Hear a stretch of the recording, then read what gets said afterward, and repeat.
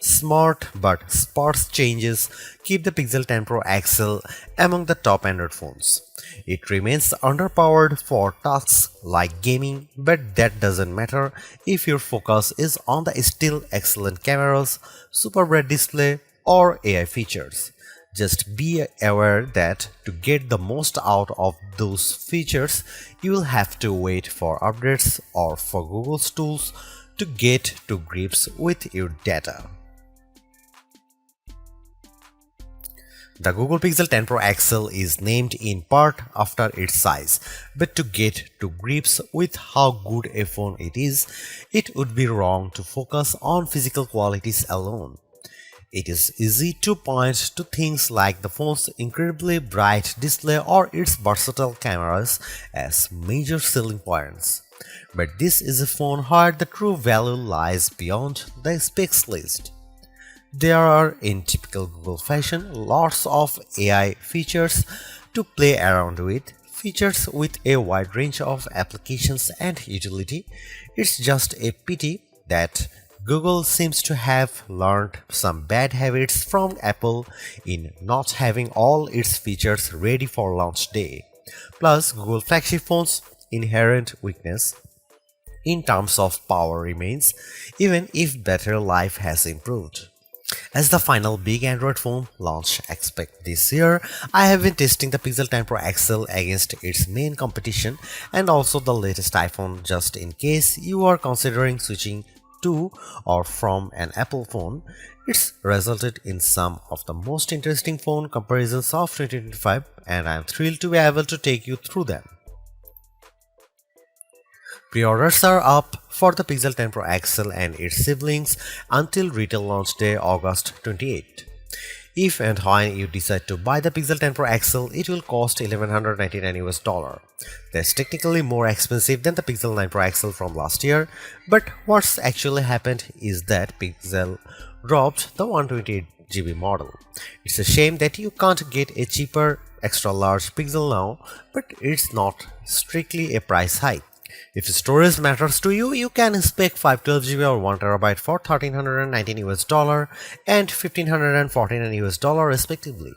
But increasing the storage locks off certain color options. Only Obsidian Black offers all three options, while Jade Green is only available in the basic 256GB. There are no big changes from last year in terms of overall shape or materials. Google is still using matte textured toughened glass on the back, Gorilla Glass Victus 2 on the front and shiny aluminum sides holding them together. There is still a reliable IP68 dust and water resistance rating too. There are alterations to be found if you look closer. Google made the phone's rear G logo metallic, slimmed and bezel around the rear camera bar, moved the SIM card tray to the top of the phone and added a second speaker opening to the bottom. But the only real difference is the overall width. The size change results in a larger display and a total weight that's about 5% heavier than the Pixel 9 Pro XL. That gives the Pixel 10 Pro XL the status of the heaviest of the main flagship phones on sale today, although only by a few fractions of an ounce. One other changes that applies only in US Pixel 10s is the removal of physical SIM support. It's eSIM only for American customers, while the rest of the world can still plug in their nano SIM card. Your four color choices for the Pixel 10 Pro XL are Moonstone Blue Gray, Jade Green, Porcelain White or Obsidian Black. It's a reasonable amount of choice, but the Pixel 10 base model has the most eye-catching hues in the family. The 6.8-inch 120Hz refresh rate adaptive display on the Pixel 10 Pro XL is slightly larger than the Pixel 9 Pro XLs, but still a little smaller than the equivalent Samsung or Apple models. But the size difference is offset by the Super Actua screen's incredible brightness. Google Pixel 10 Pro XL can reach 2555 peak brightness, where Samsung Galaxy S25 Ultra can reach 1860. And iPhone 16 Pro Max can reach 1553. The results above show just how intense the screen brightness on the Pixel 10 Pro XL can be, even compared to last year's Pixel 9 Pro XL. The Galaxy S25 Ultra does have the advantage of an anti-glare layer in its display, which helps deal with strong single sources of light, but in generally bright environments, and you have an easier time looking at the pixel's screen. Looking to the other results, we see the Pixel 10 Pro XL lags behind the S25 Ultra in terms of color gamut coverage and also color accuracy. In the default vivid color profile, the potential buyers needn't worry too much about that. The Pixel 10 Pro XL is still a great device for watching video or browsing photos on.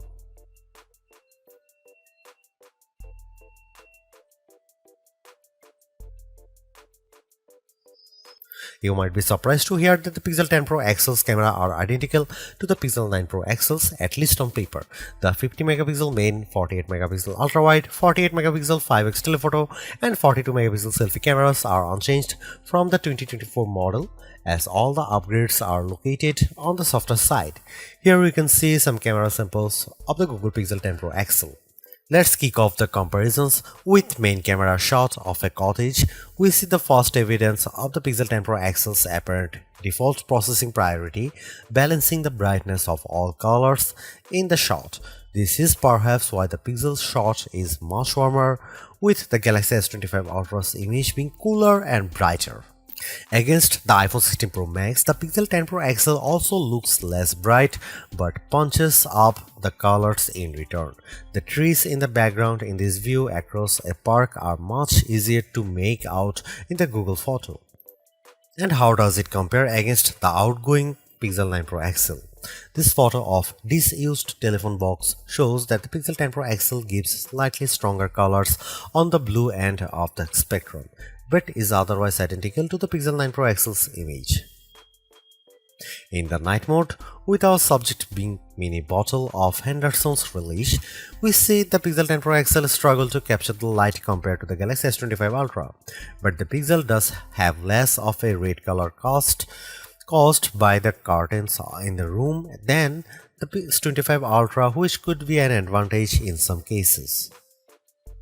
Switching to the ultra-wide cameras and looking over a small stream in a wood, the Pixel's image pales compared to the S25 Ultra's far brighter shot. This is likely as a result of the Pixel's relatively small sensor not capturing as much light and the post-processing not being able to do enough to compensate. Macro mode also uses the ultra-wide sensor, comparing to the Pixel's effort against of the iPhone 16 Pro Max of a pink flower. The Pixel's shot is darker, again likely because of its small sensor, but the image still has good contrast as we can still make out the detail in the flower's center.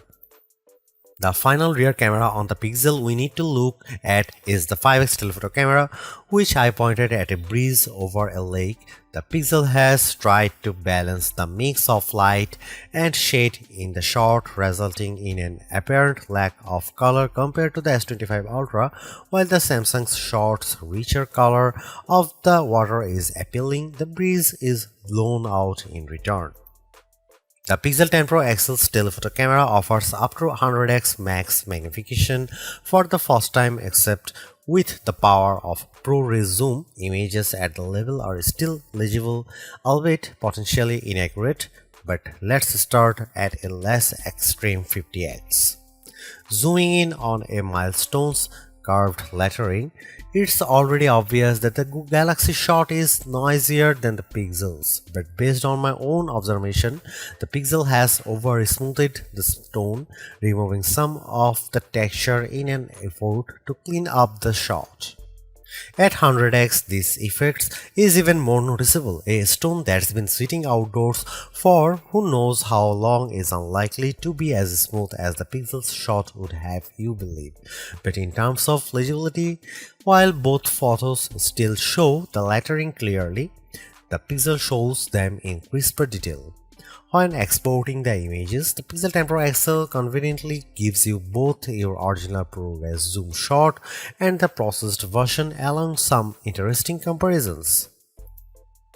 For instance, we have here a church window about 1000 feet away from where I was standing as I took the photo.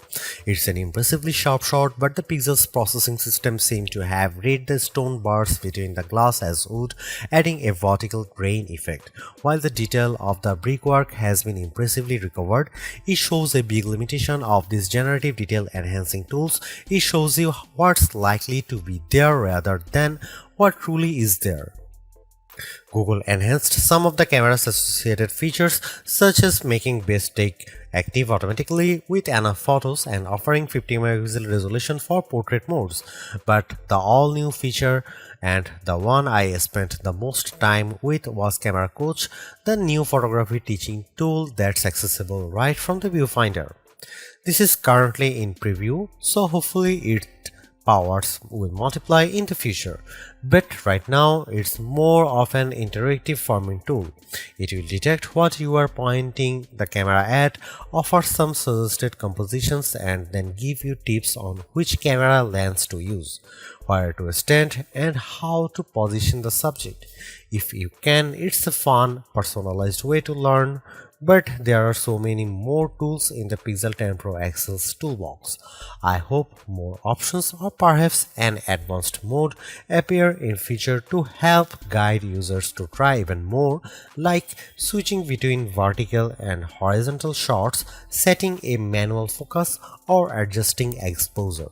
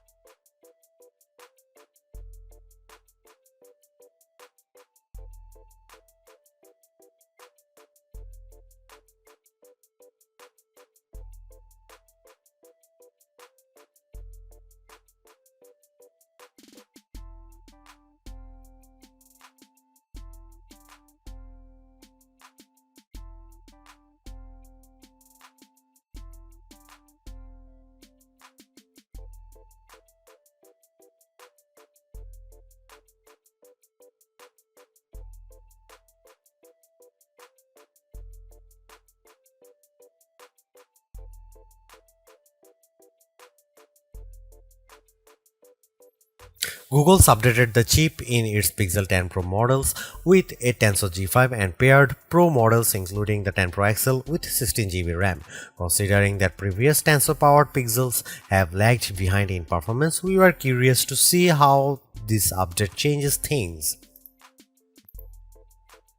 As the results demonstrate, the Pixel 10 Pro XL is noticeably improved over the Pixel 9 Pro XL, but is still underpowered when looking at the Snapdragon and A series chips that power the Galaxy S25 Ultra and iPhone 16 Pro Max. The Adobe Premiere Rush video test shows this specially.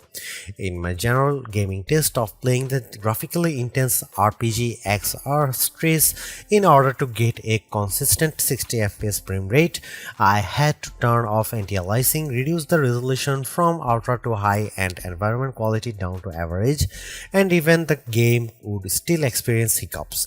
Android flagships with Snapdragon 8 Elite can easily handle this game at maximum settings. Now that the 128GB Pixel Pro XL model has been discontinued, the Pixel 10 Pro XL starts with 256 GB storage with the option to up that to 512 GB or 1 TB storage. This should be speedy storage to load and unload thanks to Google using the UFS 4.0 memory standard with 512 GB or 1 TB of storage on a US model. You also get zoned UFS, a feature that supposedly organizes data within your device's storage to improve its efficiency, speed, and the device's lifespan. We are not sure why this is limited to only a 2 out of 3 storage options and only to American customers, but it sounds like a bonus worth having. The 5200 mAh battery in the Pixel 10 Pro XL is the largest Google's ever put in a phone. And fortunately, between the extra capacity and the improved Tensor G5 chip, this results in good battery life gains. The Pixel 10 Pro XL lasted 14 hours and 20 minutes in adaptive display mode in our beta test, which involves constant web browsing over a cell connection. This is almost an hour and a half longer than the Pixel 9 Pro XL achieved, but Google still has catching up to do if it wants to match 17 hours plus that the Galaxy S25 Ultra and iPhone 16 Pro Max clocked. Using the Pixel 10 Pro XL's 45-watt wired charging, we are able to fill the phone from empty to 33% and 63% full after 15 minutes and half an hour charging times respectively. The Galaxy S25 Ultra manages to reach 37% and 71% in the same time frame, although its smaller battery capacity no doubt helps there. We must also highlight the 25-watt wireless charging that the Pixel 10 Pro XL now supports using the new Key 2.2 compatible Pixel Snap accessories. You can also this with MagSafe chargers designed for iPhones too, opening up a huge world of possible add-ons of your Pixel. Google is the first Android smartphone maker to adopt Key 2 fully, and hopefully this heralds wider adoption among Android brands down the line. But focusing on the Pixel for now, it means that if you do happen to switch from an iPhone, you can keep using your chargers and some other accessories, saving you spending more on a new set of peripherals. Google's made a few but effective upgrades to the Pixel 10 Pro XL. It's a masterclass in efficiency, changing and improving just enough to stay amongst the top of the pack in the most areas. The display's brightness is unmatched, and the camera's ultrawide perhaps aside offer a balanced, natural look that I can see a lot of people liking. It's unfortunate that the Pixel 10 series is still the lowest powered of the flagship phones on sale today and lags behind its main rivals on battery efficiency. Hopefully, access to Google's latest AI tools makes up for that for anyone who decides to take the plunge, although perhaps give it a couple of months if this is your primary reason. Hopefully, by then the seemingly incomplete Magic Q and the preview version of the camera coach will have been made whole. The Galaxy S25 Ultra may still be a better pick for you if you want more power and power efficiency from your phone. The Pixel 10 Pro may also be a better fit than the XL, considering you only sacrifice display size and battery life for a cheaper phone that's otherwise just as capable as its larger sibling. But the Pixel 10 Pro XL is the most capable and competitive of Google's latest batch of phones. If you are buying a phone right now and want best-in-class software combined with top-tier hardware, this Pixel is probably the one to pick.